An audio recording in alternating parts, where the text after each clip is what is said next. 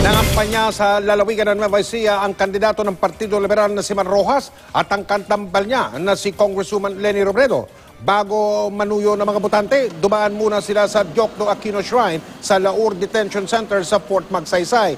Doon nakulong noon ang ama ni Pangulong Noynoy Aquino na si Senador Ninoy Aquino. Pagbibigay pugay raw nila yon sa sakripisyo ni Ninoy at si Jose Diokno nung panahon ng batas militar.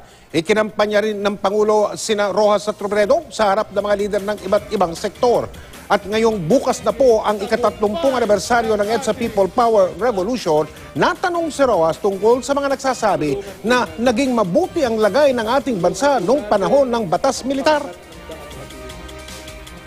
Kung kakalimutan natin ang lahat ng mga leksyon ng ating mga karanasan, ng ating mga nakalipas, ay mawawala tayo, malilito tayo, maloloko tayo.